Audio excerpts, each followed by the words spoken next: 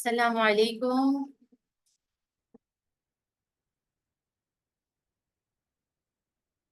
Hello, can you hear me? अस्सलाम वालेकुम ma'am. वालेकुम अस्सलाम, how are you? I am fine, आप कैसी हैं? अल्हम्दुलिल्लाह, बिल्कुल ठीक ठाक। सॉरी, मैंने मैंने चेंज टाइम कराया, आपके लिए कोई प्रॉब्लम तो नहीं थी? नहीं नहीं, कोई मसला नहीं।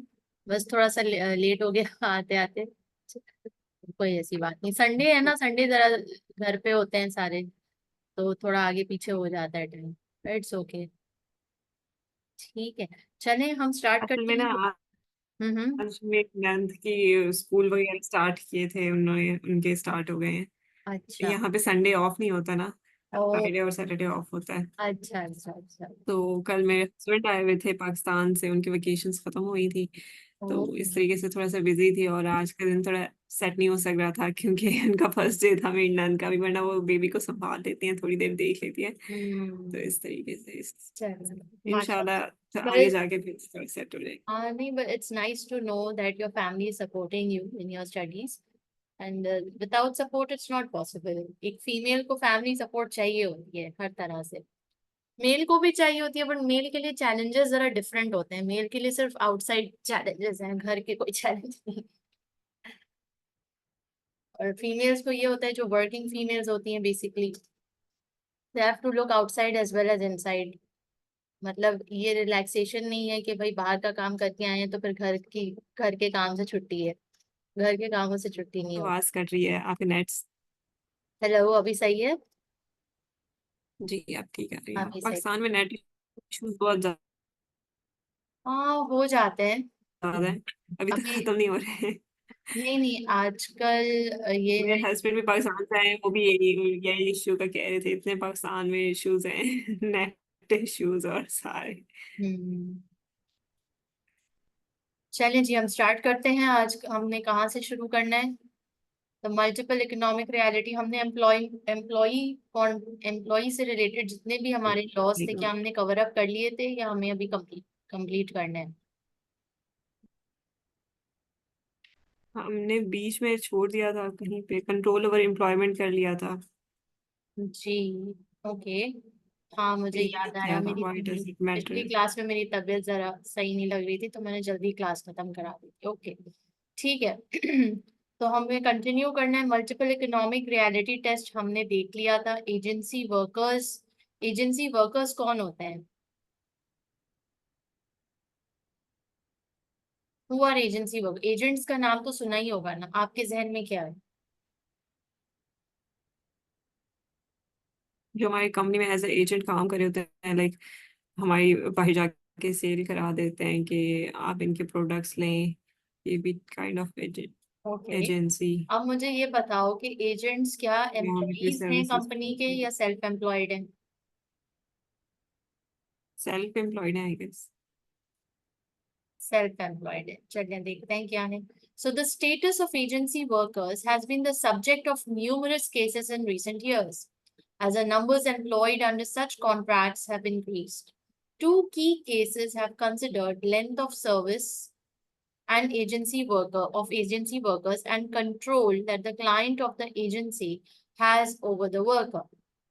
अब क्या सीन है, क्या चल रहा है?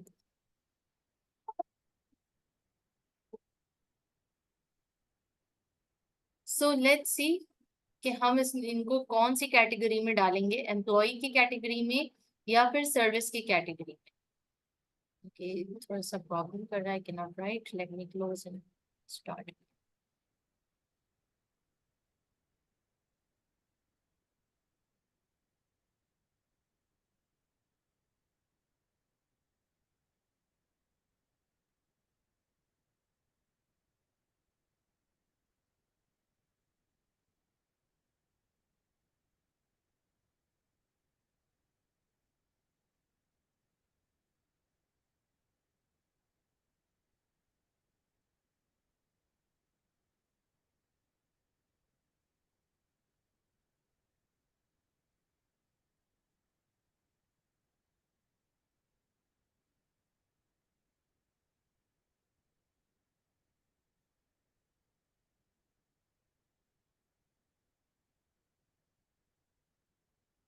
Okay, the file is loading.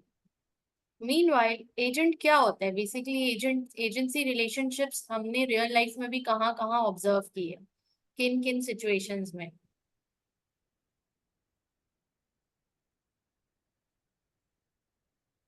Real life में रियल लाइफ में एजेंसी का रोल, एजेंट का रोल आपने कहीं देखा है किसी को फुलफिल करते हुए अपने आसपास? yes, they are, हम लोग जब वीजा लगवाने जाते हैं there are some agents who are working on our behalf कि हमारा काम कर देंगे वो. ठीक है, very good. Any other example?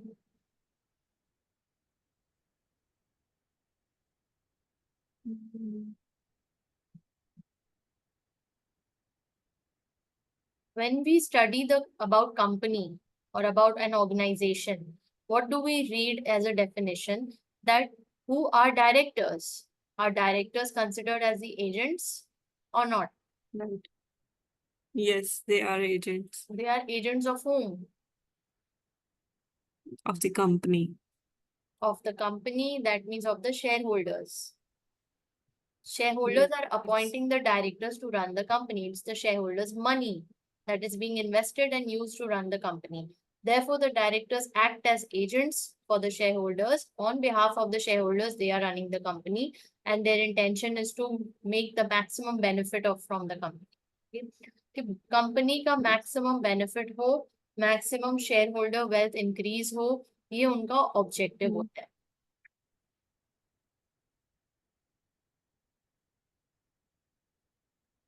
So that's an agent. Now, there are different relationships of agency, different types of agency relationships, which we are going to go through.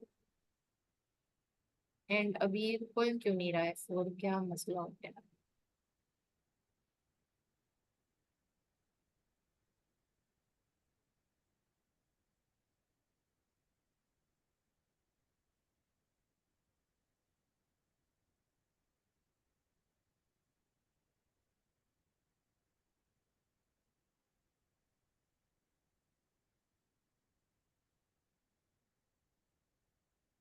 Fine.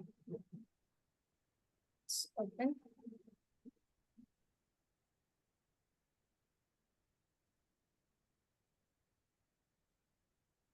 Right. सो हमें यहाँ पे इस चैप्टर में क्या तय करना है? इस चैप्टर में हमें ये बात तय करनी है कि क्या एजेंट्स हमेशा एम्प्लॉयज की कैटेगरी में फॉल करेंगे या फिर सेल्फ एम्प्लॉयड की कैटेगरी में फॉल करेंगे. तो firstly we are going to look at the length of the service.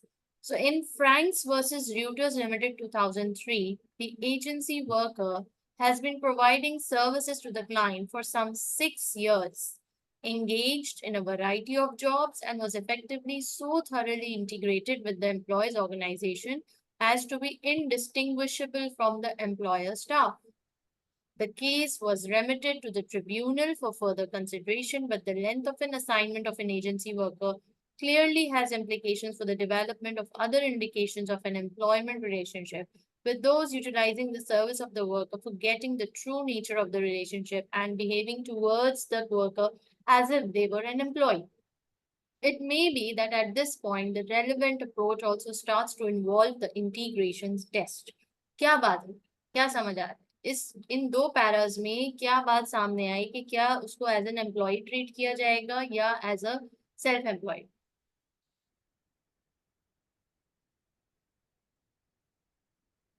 इसके लिए हम इंटीग्रेशन टेस्ट स्टार्ट करेंगे कि वो एम्प्लॉय है या self employ. We have 3 tests. What are the 3 tests to check? Number 1 is the control, control test. Number 2, integration test, integration, and number 3,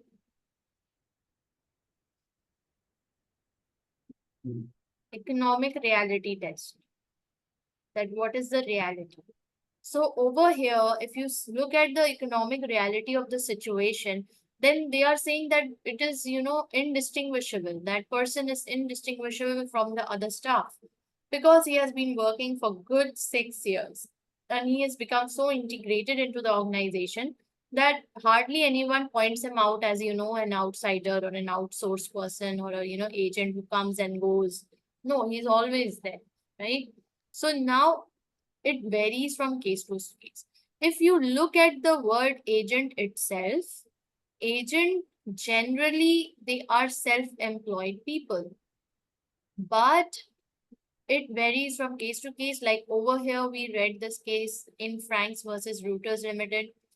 And as I gave you the example of directors, well, directors are the employees of the company, right? अगर director को कोई issue होता है और चूंकि वो agent है, तो उसको self employed तो treat नहीं करेंगे ना. Directors तो employees हैं company के, उनको तो employees treat करेंगे.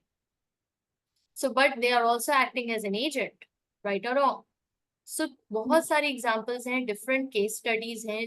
कुछ cases में it is considered that they are employees, and in some cases they are considered to be self-employed. So, we are going to make sure that we make these cases go through the 3 tests. And once the 3 tests are done, तो फिर उस पे हम decide करेंगे कि case study में क्या आ रहा है. Where the client of the agency has sufficient control over the employee provided by the agency, it could be held that they are in fact the true employer. क्या कह रहे हैं कि उनका मुकम्मल कंट्रोल है या सफिशिएंट कंट्रोल है एजेंट के ऊपर, तो फिर उसको कैसा कंसिडर किया जाएगा? As an employ contract. ठीक है. Now there is a case Motorola versus Davidson. Please read. Davidson was contracted with the Melville Craig agency and was assigned to work for Motorola. Both the agency and Motorola had agreed that Davidson could be sent back to the agency if his work was unacceptable.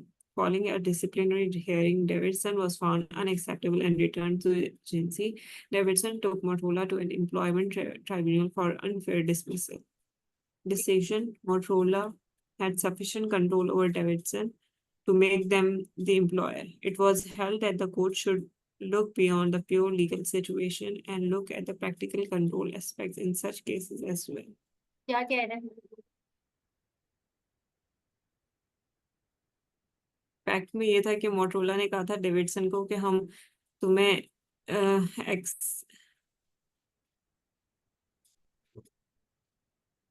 तुम अगर सही काम नहीं करोगे तो हम तुम्हें वापस भेज देंगे. और फिर डेविडसन ने उस पर एम्प्लॉयमेंट केस कर दिया, जिसका डिसीजन ये था कि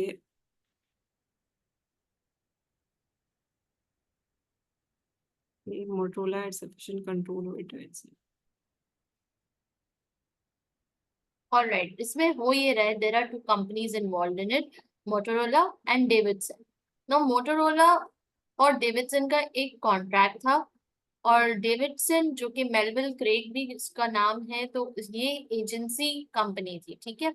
और इसको असाइन किया गया था काम, मोटोरोला ने असाइन किया था. So both the agency and Motorola had agreed that Davidson could be sent back to agency if his work was unacceptable. यानी अगर उनको उसका काम, डेविडसन का काम पसंद नहीं आया, तो वो एजेंसी कंपनी को वापस भिजवा देंगे डेविडसन को. ठीक है. Now, following a disciplinary hearing, Davidson was found unacceptable and returned to the agency. उसको वापस भेज दिया. Davidson took Motorola to an employment tribunal. Davidson ने सू कर दिया. उसने कहा कि मुझे क्यों निकाला नौकरी से, ये अनफेयर डिसमिसल है. तो फैसला क्या आया? फैसला सबसे पहले तो ये आया कि Motorola had sufficient control over Davidson to make them the employer. यानी वो जो डेविडसन को काम बता रहे थे, वो सारा का सारा मोटोरोला ही बता रहा था. तो कंट्रोल टेस्ट के मुताबिक कंट्रोल किसके पास था? मोटोरोला के पास था. एंड देयरफॉर कंट्रोल टेस्ट के मुताबिक he was considered as the employer. Motorola was considered as an employer. It was held that the court should look beyond the pure legal situation and look at the practical control aspects in such cases as well. अब देखो, contract तो यही था कि भाई अगर हमें काम नहीं पसंद आया तो हम डेविडसन को वापस भिजवा देंगे. कहने को तो कॉन्ट्रैक्ट के मुताबिक ही हुआ है, बट उसने सू कर दिया कि नहीं, ये अनफेयर डिसमिसल है. सारे काम मुझसे करवा के फिर कह रहे हो कि काम पसंद नहीं आया, ये क्या तरीका हुआ? तो अब डिसीजन क्या आया कि भाई मोटोरोला के पास सफिशिएंट कंट्रोल था, therefore they were considered as the employer. But इसको बोला गया जजेस को कि नहीं, आप इसकी प्योर लीगल सिचुएशन नहीं देखें, आप इसको इकोनॉमिक रियलिटी टेस्ट भी इस पर लगा के चेक करें. तो यहाँ पर बेसिकली हमें ये केस इसलिए बताया जा रहा है जस्ट टू शो अस कि एजेंसी में प्रॉब्लम्स क्या क्या आ जाती हैं कि आपने एजेंसी एक एजेंट को बोला कि कर दो ये काम, लेकिन अगर मुझे पसंद नहीं आया तो मैं वापस कर दूंगा और मैं कोई पैसे नहीं दूंगा, और आपने नहीं दिए पैसे, आपने वापस करवा दिया, लेकिन एजेंट ने आपको सू कर दिया। अब सू करने के लिए, कोई फैसला करने के लिए, first we need to know कि क्या आप वाकई में एम्प्लॉयर थे भी या नहीं, वो सेल्फ एम्प्लॉयड था। कि दोनों केसेस में सजाएं भी डिफरेंट हैं, पेनल्टीज भी डिफरेंट हैं, एंड उस हिसाब से इन्वेस्टिगेशन भी डिफरेंट स्टाइल से होगी। नाउ रेलेवेंट फैक्टर्स क्या है? नंबर 1 बुलेट पढ़िए। Does the employee use their own tool or an equipment, or does the employer provide them? सबसे पहला ये एक कंट्रोल टेस्ट का एक हिस्सा है कि टूल्स और इक्विपमेंट आखिर कौन प्रोवाइड कर रहे हैं। Next, Does the alleged employer have the power to select or appoint its employee, and may it dismiss them? does the alleged employer have the power to select or appoint? Next, Payment of salary is a fair indication of there being a contract of employment. Payment of salary is a fair indication of their being a contractor. Obviously salary अगर जा रही है तो मतलब वो employee है। Working for a number of different people is not necessary a sign of self-employment. A number of assignment may be construed as a series of employment. So working for a number of different people is not necessarily a sign of self-employment. जरूरी नहीं अगर वो शख्स सबके साथ मिलकर काम कर रहा है तो वो सेल्फ एम्प्लॉयमेंट का साइन हो या फिर वो एम्प्लॉयमेंट का साइन हो, जरूरी नहीं है। A number of assignments may be construed as a series of employments. देखो, जो सेल्फ एम्प्लॉयड होते हैं ना, उनको प्रोजेक्ट वाइज काम दिया जाता है। तो प्रोजेक्ट्स तो लाइन से हो सकते हैं, पहला प्रोजेक्ट, दूसरा प्रोजेक्ट, तीसरा प्रोजेक्ट, कि उनको सामने वाले को या थर्ड पार्टी को लगे यार इनका तो रोज का आना जाना है, ये तो एम्प्लॉय ही लग रहे हैं, बट वो दरअसल हकीकत एम्प्लॉय नहीं है। So in difficult cases, courts will consider whether the employee can delegate all their obligations, whether there is restriction as to place of work, whether there is a mutual obligation, and whether holidays and hours of work are agreed. यानी कि क्या तय पाया गया, क्या contract में तमाम जिम्मेदारियां डेलीगेट कर दी गई हैं, क्या कोई रिस्ट्रिक्शन है प्लेस ऑफ वर्क की, क्या कोई म्यूचुअल ऑब्लिगेशन है, या कोई हॉलीडेज के बारे में जिक्र है, या आवर्स ऑफ वर्क के बारे में जिक्र है। तो ये सारी चीजों को भी देखा जाता है अगर कोई डिफिकल्ट केस आ गया तो। Like we have a case O'Kelly versus Trusthouse Forte PLC. पढ़िए। The employee was a regular casual working when required as a waiter. There was an understanding that he would accept work when offered and that the employer would give him preference over other casual employees. The employment tribunal held that there was no contract of employment because the employer had no obligations to provide work and the employee had no obligation to accept work when offered. Decision. The Court of Appeal agreed with this finding. Whether there is a contract of employment is question of law, but it depends entirely on the fact of each case. Here there was no mutuality of obligation and hence no contract. No contract, कोई contract नहीं था, इसलिए इसको रद्द कर दिया गया। इसको यही कहा गया कि भाई आप सेल्फ एम्प्लॉयड हो, तो कोई कॉन्ट्रैक्ट ऑफ एम्प्लॉयमेंट तो मौजूद ही नहीं है। ठीक है। Now next,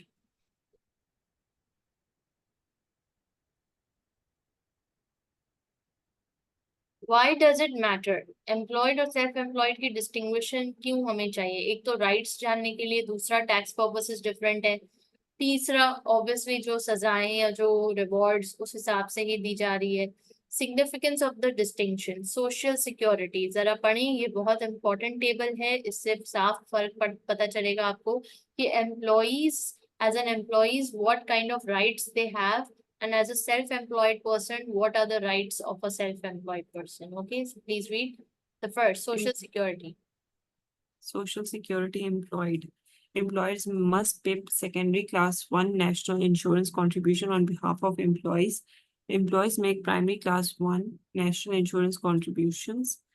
There are also differences in statutory sick pay and levies for levies for industrial training purposes. So the first one is employers must pay secondary class 1 national insurance contribution on behalf of the employees. अगर वो employee है तो ये employer की जिम्मेदारी है कि वो नेशनल इंश्योरेंस कॉन्ट्रीब्यूशन का सेकेंडरी क्लास 1 पे करे, और अगर वो एम्प्लॉई है तो उसके ऊपर primary class 1 national insurance contribution की जिम्मेदारी है।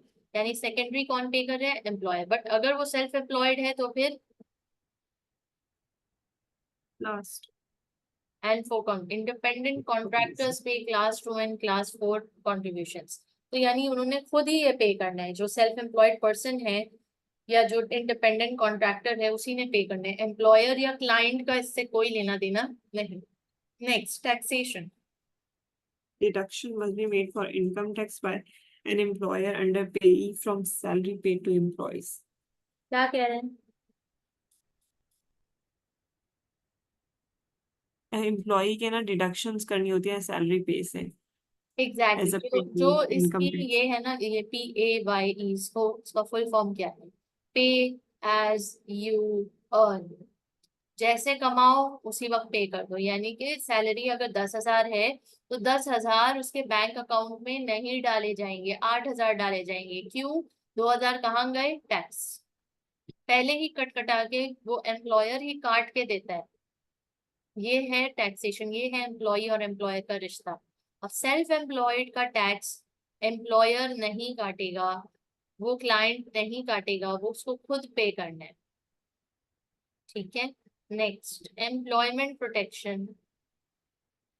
There is a legislation which confers protection and benefit upon employees under a contract of service, including minimum period of notice, remedies for unfair dismissal.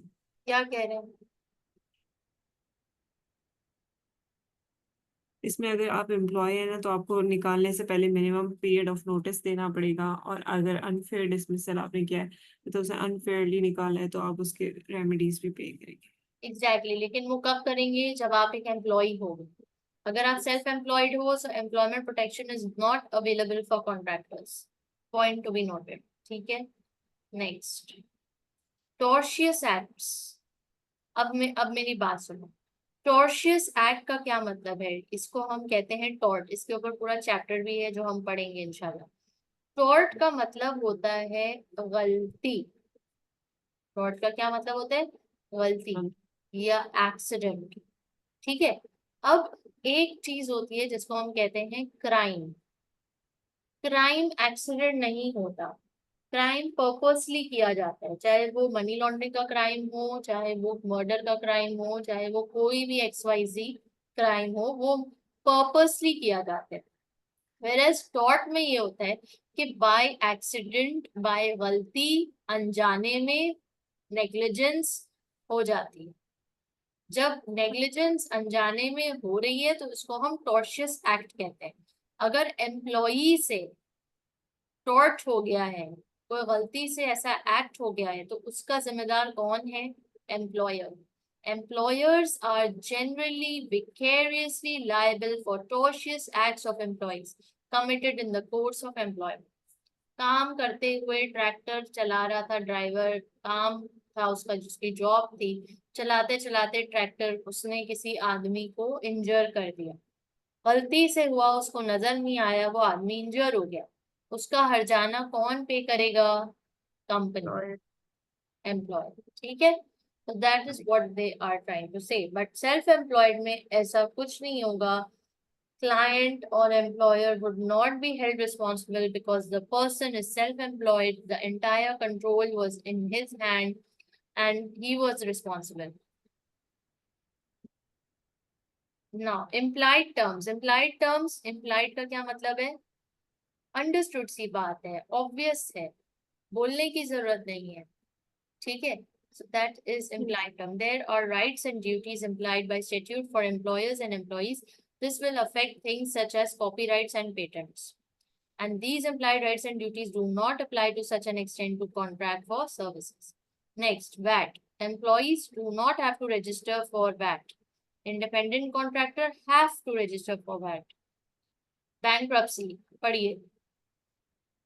In an employer liquidation, an employee has preferential rights as a credit for payment of outstanding salary and redundancy payments up to a statutory limit. क्या कह रहे हैं? Employer liquidation, यानी जब employer bankrupt हो जाएगा, liquidate करेगा, An employee has preferential rights as a creditor for payment of outstanding salary.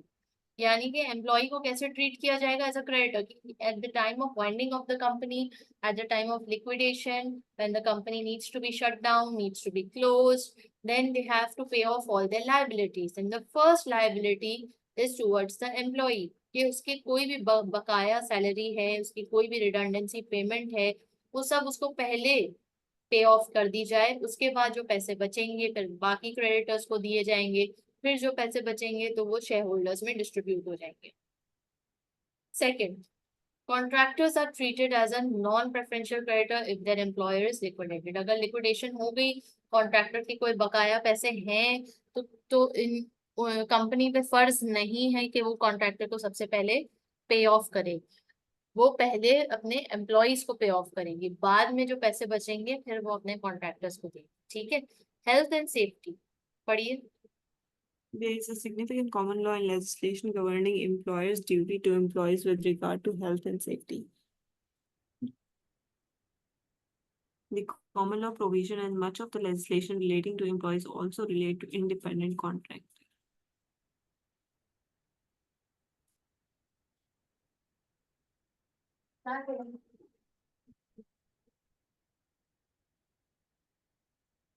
क्या बात समझ आई है हेल्थ एंड सेफ्टी के हवाले से?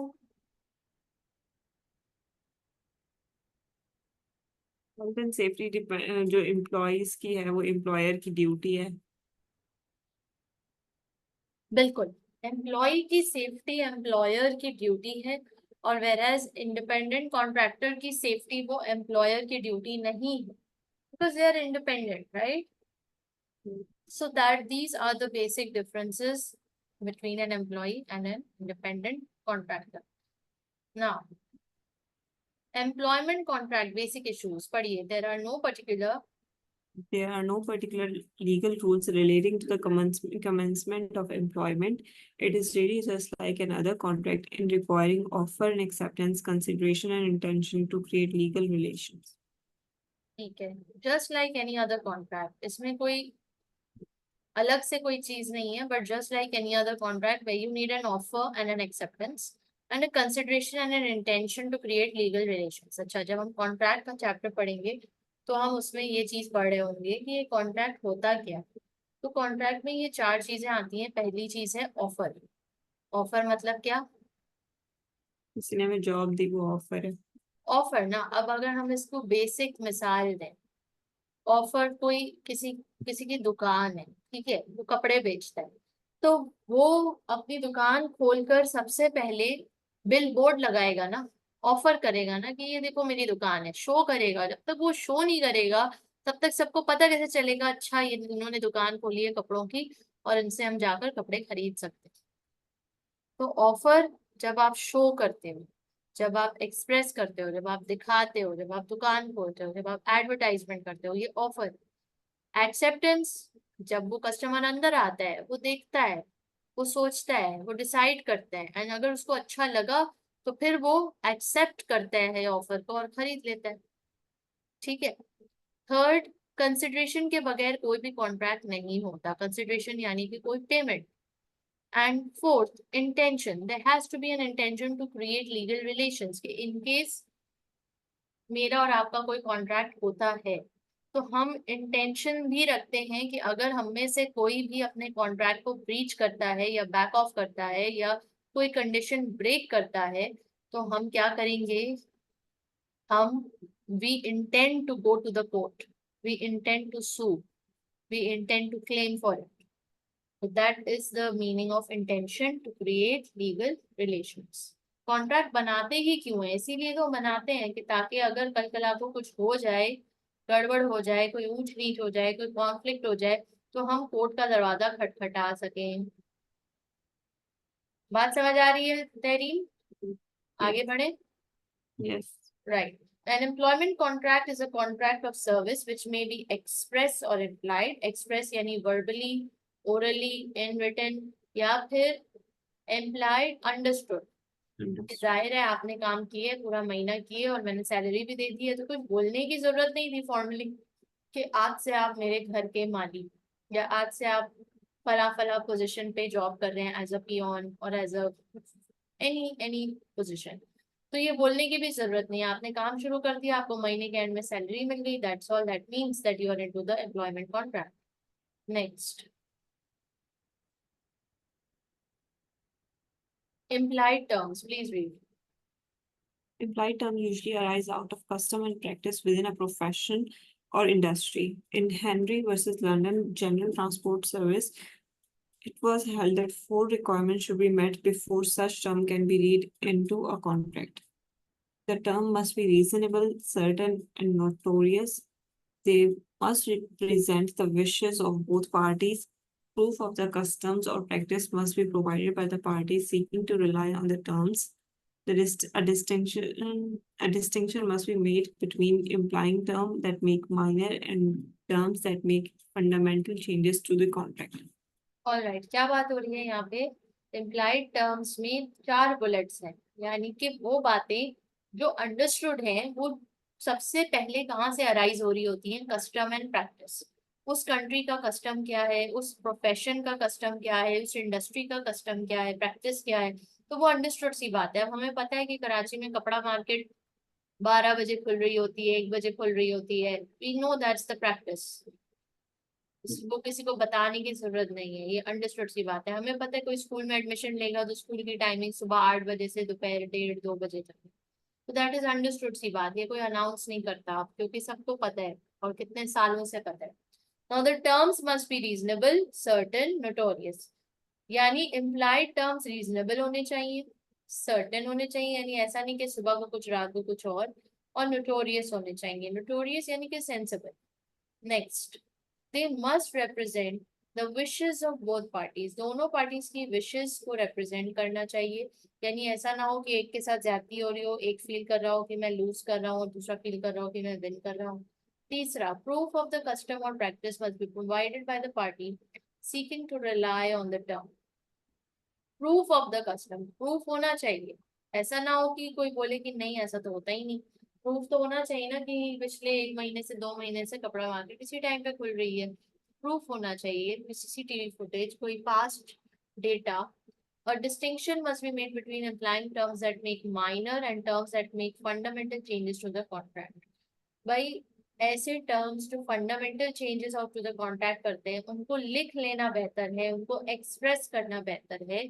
और जो माइनर हैं उनको भले इम्प्लाइड रखें तो खैर हो गई, मगर फंडामेंटल चेंजेस अगर आ रहे हैं तो उसको लिख लेना या एक्सप्रेस करना वो ज्यादा बेहतर है। तो ये 4 पॉइंट्स हमें बताए गए इम्प्लाइड टर्म्स के। Next, requirement for written particulars. Written particulars जो लिखकर बात दी जाए तो वो number 1, name of employer and employee, number 2, date on which employment began, number 3, employee's continuous period of employment, pay, hours of work, holiday pay, ये सब लिखा हुआ होना चाहिए। sick leave, pension, the length of notice, title of the job. A principal statement which must include the first 6 items above and the title of the job must be provided, but other particulars may be given away by separate documents. So principal statement में क्या चीज होनी चाहिए? First 6 items, 1, 2, 3, 4, 5, 6. ठीक है। Next, common law duties. Common law duties किसे कहते हैं? एक मिनट, एक होती है एम्प्लॉयर्स ड्यूटीज और एक होती है एम्प्लॉयज ड्यूटीज, ये हम देख चुके थे, पढ़ चुके थे, है ना? And Yes. देन इसमें एम्प्लॉयर एंड एम्प्लॉय ड्यूटीज में जो कॉमन लॉ ड्यूटीज है, कॉमन लॉ बेसिकली किसे कह रहे हैं? जो सबको फॉलो करना है, जो कॉमनली पूरी कंट्री में यही चल रहा है, यही नॉर्म है, तो that is the common law duties. और इन दोनों के हमने देख लिए थे पिछली क्लास में, तो अब हम इसको स्किप कर रहे हैं, आगे बढ़ रहे हैं। स्टैट्यूटरी ड्यूटीज, स्टेट की तरफ से कुछ इम्प्लाइड टर्म्स होते हैं इनटू एम्प्लॉयमेंट कॉन्ट्रैक्ट्स, क्योंकि कॉन्ट्रैक्ट में वर्बली या इन रिटन मेंशन नहीं होते, बट स्टेट उसको अप्लाई कर रही होती है, यानी कि pay and equality, gender equality है, जेंडर इक्वालिटी के मुताबिक पे भी, time off work, maternity rights, health and safety, working time. ठीक है, ये कुछ चीजें हैं। And then also basic wage, ये भी स्टेट बताता है कि इससे कम में आप किसी को भी नहीं रखोगे। National minimum wage act 1998। इसमें ये बात तय हुई भी है। इक्वालिटी एक्ट 2010 में age, disability, sex, race, religion, marriage, pregnancy से रिलेटेड इश्यूज लिखे हुए हैं। टाइम ऑफ वर्क, अच्छा अब ये जो जितनी बाकी चीजें हैं, it's just straight forward read, इसमें कोई नई टेक्निकल मोटी बात नहीं है। अडॉप्शन लीव एंड पे, फ्लेक्सिबल वर्किंग, अगर आपने कहीं पे जॉब की हुई हो या आप देखते हैं आपके हस्बैंड जॉब कर रहे हो, तो ये सारी चीजें होती हैं। ये सारे लवाजमात, health and safety, employment rights, carry out activities designated to them in connection with preventing, reducing health and safety risks at work, perform duties as a representative of workers on issue of health and safety। ये अब employees के rights हैं कि भाई उनको एक साफ सुथरा एनवायरनमेंट मिले जहाँ पे वो बैठकर काम कर सके।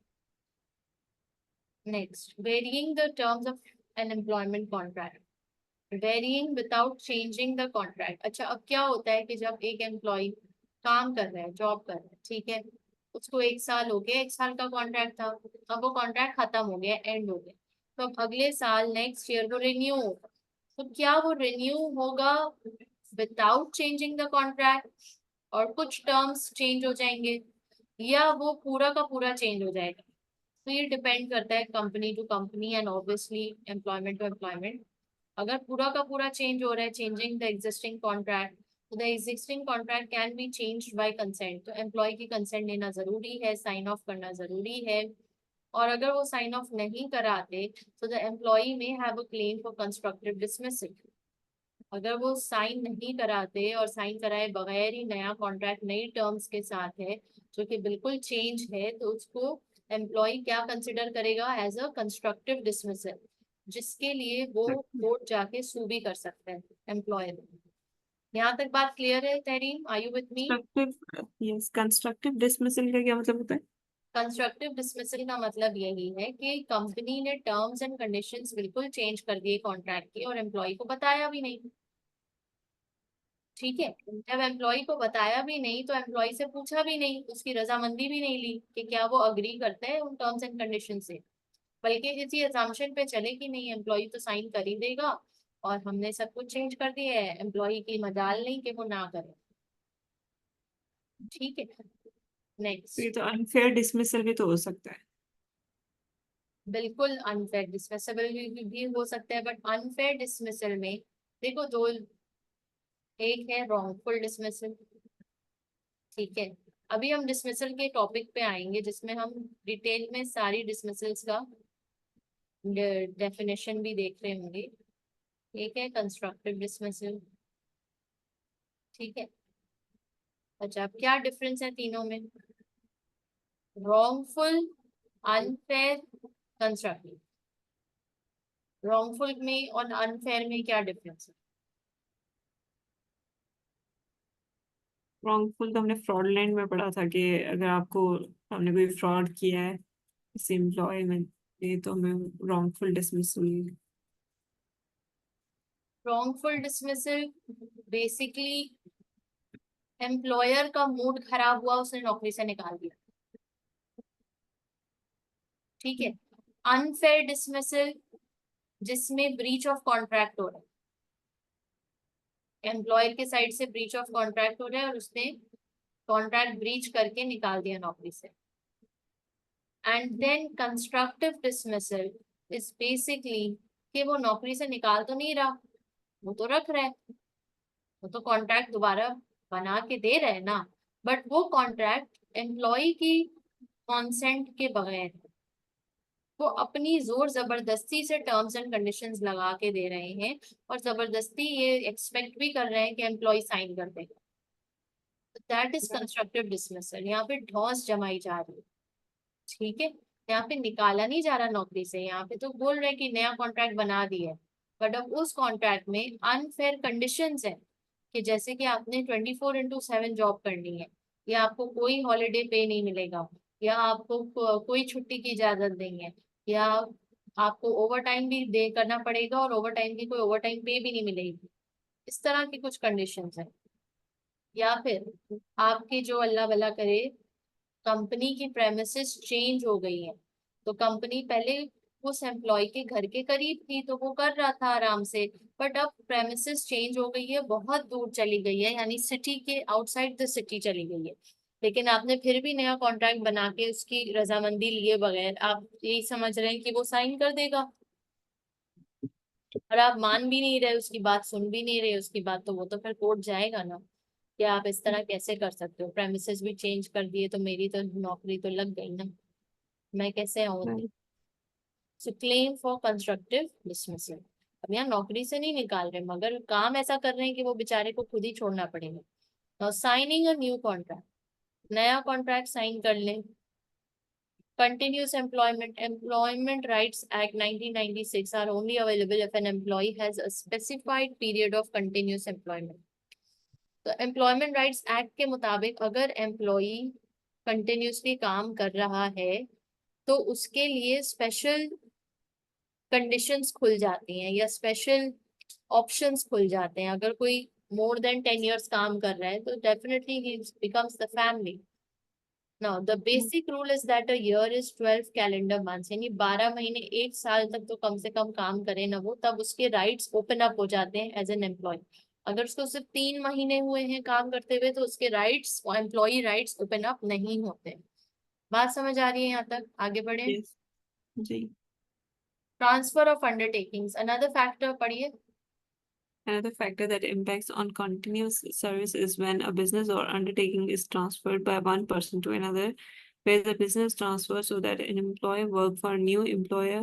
This change represent no break in the continuous service of the employee.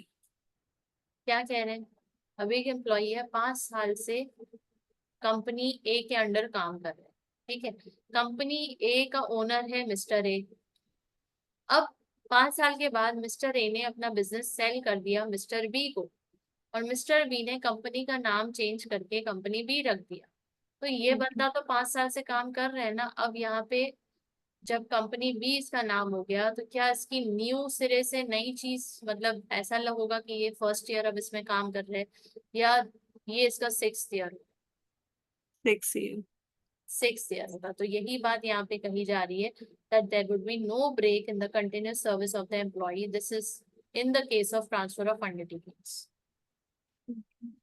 ठीक है, क्लियर हो गई कहानी?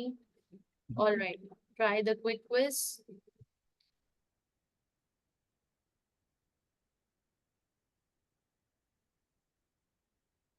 क्वेश्चन नंबर 2 कीजिए। Working for a number of different people is an automatic sign of self-employment.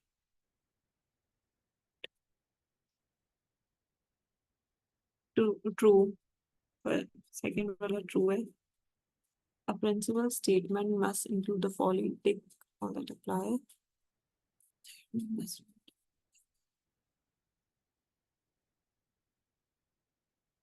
मुझे फर्स्ट 6 याद नहीं है, उसमें से था कि फर्स्ट 6 इंक्लूड होंगे.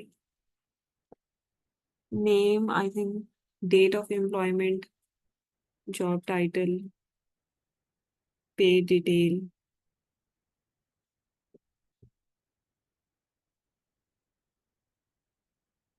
Okay, next. How can how can an employee show acceptance when the terms of the employment contract have changed?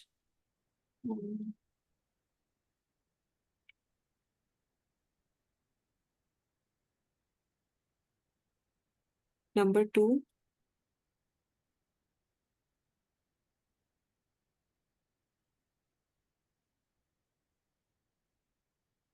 2 and 3. ये है ना, ये ऑप्शन है, ये ABCD 2 and 3, ये कह रही हैं आप सी। Yes. चलिए देखते हैं आंसर्स क्या है। So the second one is false. Other facts will be considered. Number 3 is A, C, E, F, H. Number 4 is faithful service to the employer, and number 5 is D. All the options are acceptable methods of showing agreement to the new terms. ये option D था जिसमें सारे ही correct हैं कि sign कर ले या under working under the काम करना शुरू कर दे या फिर वर्बली अग्री कर ले। और यहाँ पे A, C, A, B नहीं था. So there is no B. There's A, C, E, and F. And this was false. ठीक है, चले कोई बात नहीं, जब आप चैप्टर पढ़ेंगे और तसल्ली से तो ये चीजें सही हो जाएंगी. Working for a number of different people is an automatic sign of self employment. False. हमने ये पढ़ा था कि जरूरी नहीं कि हम बहुत सारे लोगों के साथ काम कर रहे हैं तो वो एक क्लियर इंडिकेशन हो कि हम सेल्फ एम्प्लॉयड हैं. जरूरी नहीं. अदर फैक्टर्स भी देखेंगे. बिल्कुल. ठीक होगी कहानी. Right. यहाँ तक कहानी क्लियर है. आज हम यहीं रोकेंगे. अब हमने जो अगला चैप्टर करना है इसमें जो आपने रॉन्गफुल एंड अनफेयर के बारे में पूछा, इसमें हम डिटेल में समझेंगे कि रॉन्गफुल क्या है, अनफेयर क्या है, रेमेडीज क्या है, रिडंडेंसी क्या है, and all this we will be doing inshallah in our next class. Okay, Tareem, any questions still here? No. No, that's good. एक दफा हम देखें हमारी प्रोग्रेस क्या है. आप घर में पढ़ रहे हो, साथ साथ सारे किट कर रहे हो, किट के क्वेश्चंस जो जो चैप्टर्स हम कर चुके हैं. जी. लेकिन 2 लास्ट रह गए हैं, वो मैं आज करूँगी. ठीक है, वो आप कर लो क्योंकि अब जो हम शुरू करेंगे ना तो वो अब इम्पोर्टेंट. ओके. ये सब कर लिया ना हमने. राइट. राइट. अब हमारे पास जो मेजर एक बचा है वो है, मैं आपको बता दूं, वो ये नहीं, इंसॉल्वेंसी नहीं किया. इंसॉल्वेंसी कर लिया. Part B. इंसॉल्वेंसी कर लिया ना, इंसॉल्वेंसी एंड एडमिनिस्ट्रेशन नहीं किया हमने. नहीं. जहां तक मुझे याद है कर लिया. अच्छा चलें, ठीक है, देख लेंगे इसको. इसको हम देख लेंगे. ठीक है. अच्छा, so we will be doing this chapter in the next class. और जहां तक आपका कवर अप नहीं हुआ है वो आप कर लें साथ साथ, क्योंकि अब जो फिर हम नेक्स्ट क्लास से हम जो शुरू करेंगे वो पार्ट बी होगा, which is one of the major sections of F4. फिर ये एक बड़ा सेक्शन है और फिर ये. ठीक है, तो ये हमने करना है, काफी सारे करना है अभी. तो जहां तक हो गया है उसको कवर कर लें. और अगर आप समझती हैं कि आप उसका टेस्ट दे सकती हैं तो मुझे बताएं, क्योंकि हम मोर देन 6 चैप्टर्स कर चुके हैं. 1 2 3 4 5 6 एंड ये 7 8 हो जाएगा कल तक. तो ये 8 चैप्टर्स का अगर आप समझती हैं, आपकी तैयारी है, तो हम उसका टेस्ट ले लेते हैं. और वो ऑनलाइन होगा. ऑनलाइन ही होगा. बिल्कुल. ठीक है, तो आप अपनी तैयारी पक्की रखें और आप ड्यूरिंग एक दो ड्यूरिंग द चैप्टर्स हम. क्लास हो, जी जी. या पोर्टल पे होगा या फिर ड्यूरिंग द क्लास. नहीं नहीं, पोर्टल पे होगा. maybe Okay. during the class time or maybe during another time we will give you the time कि आप इस टाइम पे कर लो अटेंड. तो वो म्यूचुअल अंडरस्टैंडिंग से टाइम तय हो जाएगा. बट ये है कि मैं आपको ये कह रही हूँ कि डू नॉट लैग बिहाइंड, साथ साथ कर लो, क्योंकि 22 चैप्टर्स हैं. अभी हमने 8 कर लिए हैं, एक शायद रहता है, वो इंशाल्लाह नेक्स्ट क्लास, कल की क्लास में कर लेंगे हम कवर अप. तो फिर इसको अच्छे से पक्का करके इसका टेस्ट तो दे दो. फिर जो आगे हम सेक्शन आगे बढ़ेंगे तो उसमें और भी चीजें आएंगी. ओके, ठीक है. फिर मैं आपको ना रात तक मैसेज कर दूंगी. मैं रात तक के चैप्टर्स कंप्लीट करती हूँ फिर. ठीक है. आप. ठीक है. ओके, ठीक डन. है.